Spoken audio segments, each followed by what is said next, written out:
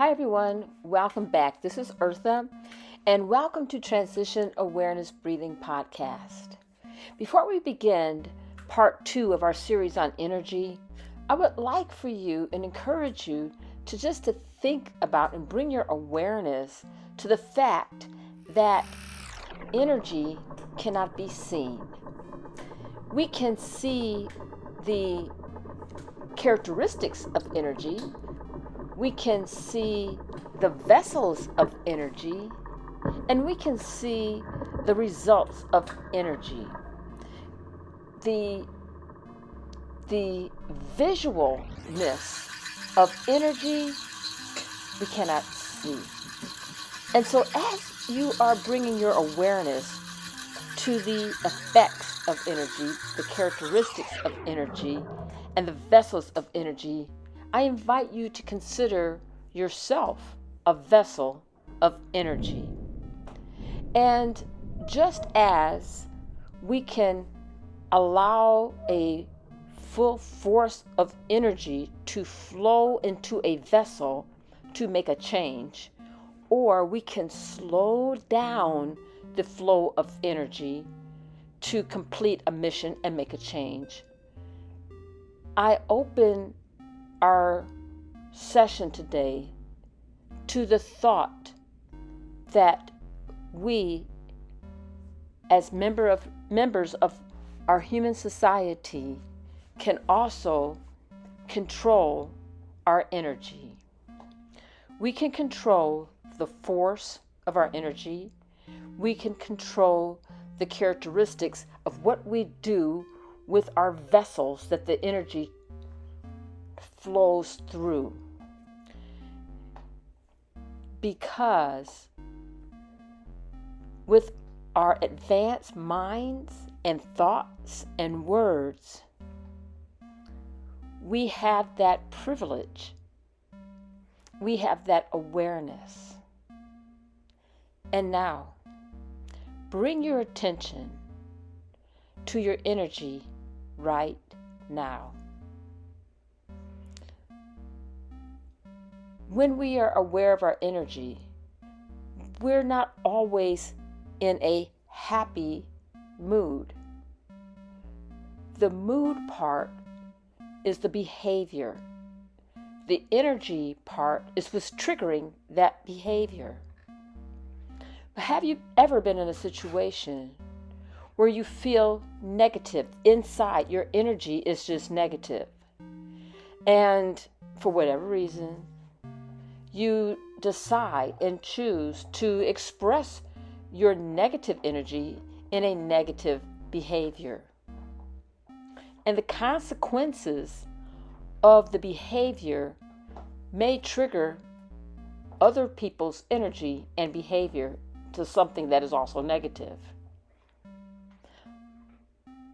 Now, on the other side of that thought, understand that maybe you may have a negative energy. We all have negative energies. And instead of releasing the energy in a negative behavior, we choose not to ignore the negative energy, but to acknowledge I have negative energy and I'm going to choose to turn this negative energy into something positive. That is a little bit of food for thought as we continue with our series on energy. And I invite you to just sit back and just be open as I introduce a little bit more details about the energy that we express in our roles as leaders. And I'm not necessarily talking about leadership in a corporation or at work. What I'm speaking about is our leadership that we have upon ourselves. So thank you again for joining me. And so let's get started. The focus of the book is actually about how we as individuals are leaders Each and every one of us is a leader. We're a leader of our life. We're a leader, a representative of our values, of our beliefs. And if you have families, you're a leader in the eyes of your family. And I'm not speaking about, who's head of the household type leader. And this has to really deal with who you feel you are. What position in your eye do you feel that you have in your world? That sounds a little bit confusing, but let me continue. Each of us has an energy that is motivating, it is energizing. Each of us has an energy to get things done. We have an energy of kindness and compassion. Even if we may not know how to really comfortably give kindness or compassion, most people like to receive kindness and compassion. This energy, these energies are what I identify as the masculine energy and the feminine energy. And when I talk about the masculine energy and the feminine energy, let me be clear. This has nothing to do with your gender or in our terms these days, what you choose to identify with. Nope, has nothing to do with that. A lot of people want to make it like that, but really, it has nothing to do with that. It has to do with, and um, when we are born, um, each of us has an energy, masculine energy, and a feminine energy. And this energy is a kind of equated to like the water cycle. Um, the water in our environment has been around for the beginning of creation. It continues, and the energy that I refer to is an energy that has been around since creation. When the energies were created, they were created male and female. And that means there was an energy to create, to activate, to defend. And then there's an energy of compassion, of kindness, of collaboration. And so, with those energies, an energy that is within our very essence, comes forth.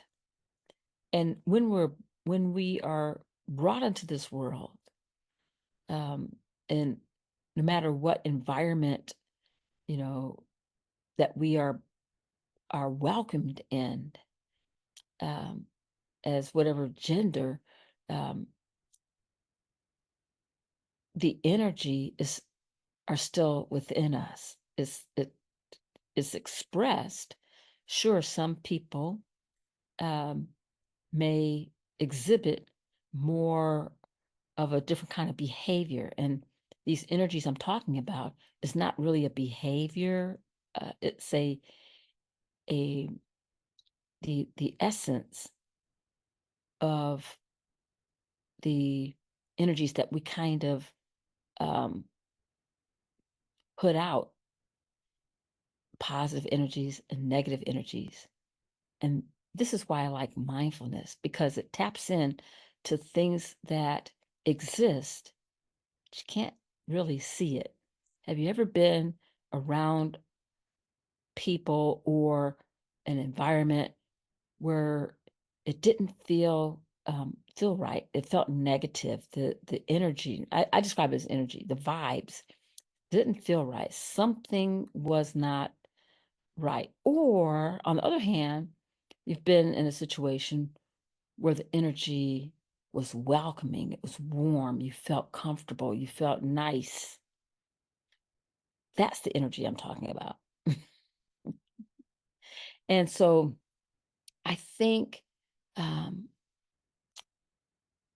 these the manifestation of these energies, they come out in a person's style of leadership. And in the past, there has been stereotypical types of leadership styles, the male leadership style, the boss, very domineering, very controlling, um, knows, exactly what needs to get done and when to do it. And then the stereotypical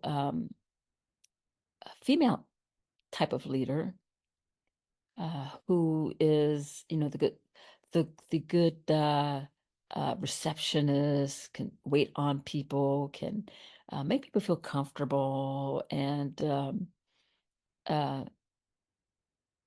more of a nurturing type of person. And those I consider as very stereotypical type of leadership styles, not energies. And so in writing this book, I really had to make sure this message was clear and consistent throughout the book. And I think that is why I wanted to do this video, is because I want to make sure you, as I hope a prospective um, reader of my book, uh, to understand that when I'm referring to leadership, the leadership styles, I'm referring to the stereotypical leadership styles. Um, but as we have advanced in our society, and as we will continue to advance, these leadership styles are changing. And the reason they're changing is because the energy is changing. So, Eartha, what are you talking about? You might be asking. I am referring to this. When COVID occurred, and COVID was a really big, life-changing event in our world. Um, but I noticed, and you probably noticed too, for sure, a lot of management, a lot of leadership styles had to change. If businesses wanted to stay in business, they had to do it a different way. The brick and the mortar had to go away in many businesses. And the creativity of how to stay in business, people and businesses were coming together, collaborating, willing to be flexible to come up with a different business plan. And I think the stress and um, the terrible situations that occurred in COVID stimulated something within our society that made us more open to deal with in the business perspective, how to survive. And I think, as unfortunately a lot of life-changing events, this is what occurs when a situation where a person or a business or organization is pushed in a corner and has to survive. It is more open and more receptive to doing things outside of a box. And so during that time, technology advanced. Um, meetings were not just sitting around a boardroom. Meetings were Zoom or web meetings, and then when COVID began to subside, we saw the blending of traditional styles. Some businesses want to hang on to traditional styles, and some businesses kind of merged and came up with a whole different platform. Excuse me. That blending, though, the energy that was stimulated to come up with those new ideas was part of what I'm talking about, was that feminine energy. Read my book and find out the specifics of what I mean by the feminine energy. I'll talk about it a little bit. It's more than nurturing. It's a circular type of structure. The feminine energy is the energy of analyzing everyone's, or as much as everyone's input, getting a really three-dimensional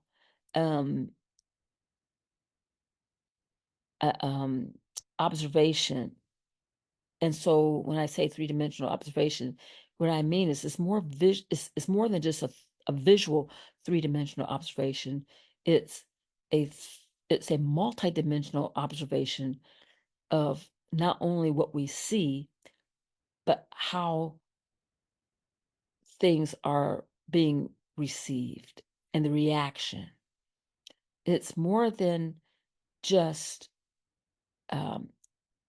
getting everyone's input. It's also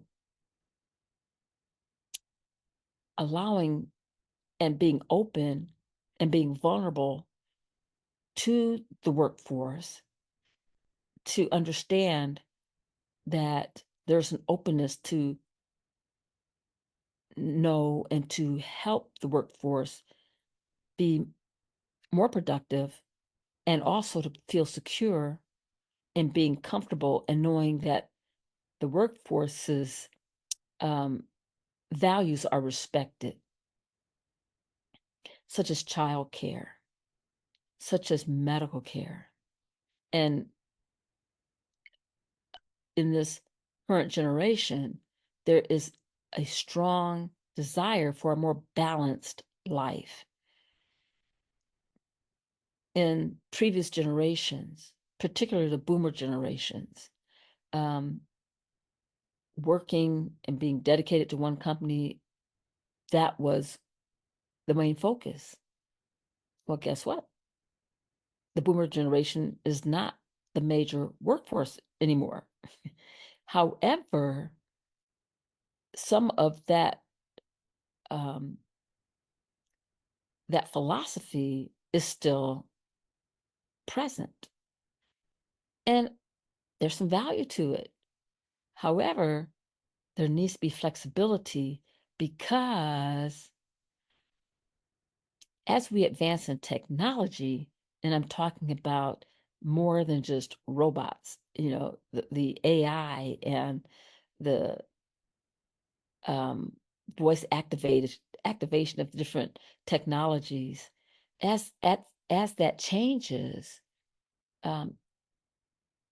the workforce and the environment of how people interact is going to change. And so if we're sticking with a outdated platform, it's not going to work. It doesn't matter if people are hanging on to old platforms. Eventually, they're going to find those platforms are not functional, and they're not the smartest. They're not going to produce the best outcomes, because the production is going to fall behind. And it's all about competition and staying up to be the best, right? Well, if we really want to be the best, we have to be flexible. Whereas the masculine energy is that energy that puts thoughts into action, to come up with strategies, to be that determination, to be determined, to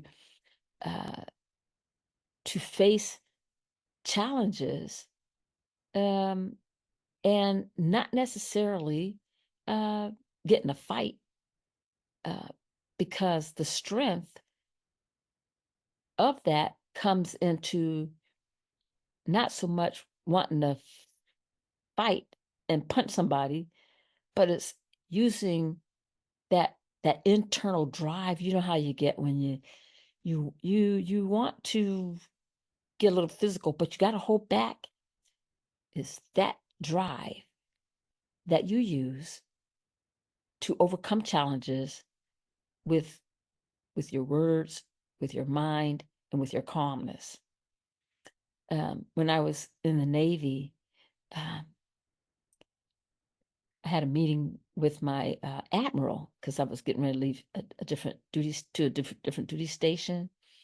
And one thing that he said that has stuck with me even now is that he said, Eartha, when you become in this rank, when you become a higher ranking officer, we expect that our officers, especially the higher ranking officers, are able to handle situations in a strategic way without causing a lot of drama.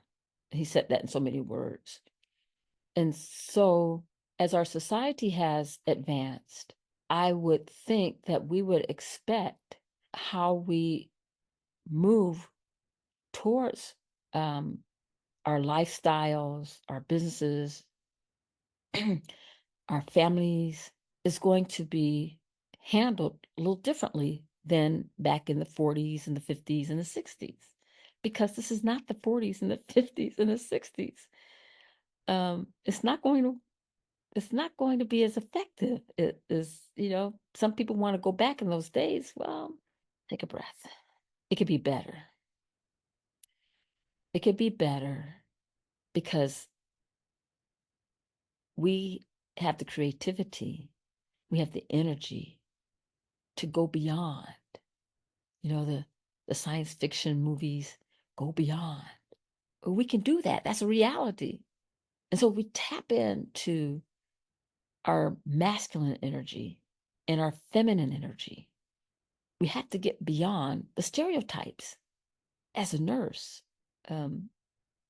there are different kind of energies. Let me tell you, when I have worked with some fantastic male nurses, these men have shown such compassion and such kindness. And I've worked with many female nurses who are very, very assertive and aggressive. And so I go back to what I'm saying is that the masculine energy and the feminine energy goes beyond the gender gates. The gender gates of the male and the female. Sometimes I think that is a cultural expectation of behavior. And so we have to, we don't have to do anything, but this is my suggestion that maybe we kind of allow ourselves to grow and be willing to look beyond a gender gate. And that's not really saying that, people should ignore whatever, gender they are and become something that they're not. Nope. That is totally not the focus. It's being the best you that you can be. And for women, if they are very assertive, and they have that strong masculine energies of being assertive and have a drive, to tap into that energy and allow that to be productive in a corporation, rather than being um, uh, intimidated and starting to feel a sense of see who can be top of the hill. Maybe, that in itself, if a person feels threatened because of someone's gender, I think that's a reflection of the insecurity of that person. It goes the other way. If a gentleman and that person is very kind and compassionate and is willing to hear many collaborations, it doesn't make him a weak leader. Maybe, the people in the organization may think, step aside, we don't need someone who can't make a decision. Those type of stereotypical behaviors, and I think they are behaviors, not energies, they're reactions, and they can be very destructive, not only destructive to the organization, but they can be very destructive to an individual's self-esteem.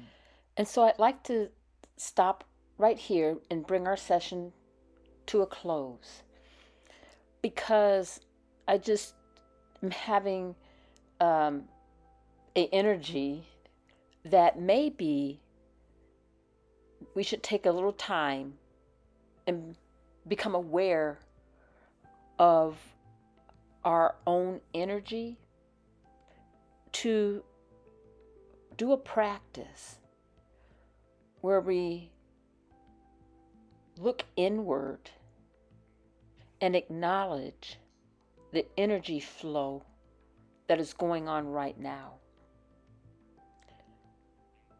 And to be clear, this practice is not to recognize the energy and change the energy right now. It's a step-by-step process to, at first, recognize the energy and just let it flow. And look at the energy by kind of stepping outside of your internal self, as if you were in a train station and the train station is very busy and you're waiting for your train and you don't want to miss your train, and you know that inside you're starting to feel this energy, and it's not that you're going to lose it, but you're becoming aware of it. And that's what I'm asking for you to be open to practice right now. That you're in the train station and you're aware of your energy flow. And when you see your train, the train that's waiting for you, that you can also be aware of the change of how your body's responding and the change of your energy. Now, a lot of things can happen. You see your train and someone steps in front of you and they're walking very slow. They have a lot of bags. They have a lot of friends or family with them. And now be aware of your energy. And be aware of how you're responding, how you're allowing your energy to come out through your behavior. And this is where the choice comes in. That the energy that's within you, that maybe you're feeling it is a negative energy. And inside, you just want the people to move, but you stop yourself. And instead, change that energy into a positive behavior. And so, for each individual, fill in the blank. What would your positive energy look like? Because in this practice, the positive energy that you exhibit through your behavior to this group of people that has stepped in front of you as you're trying to get on your train, that energy will be gifted back to you.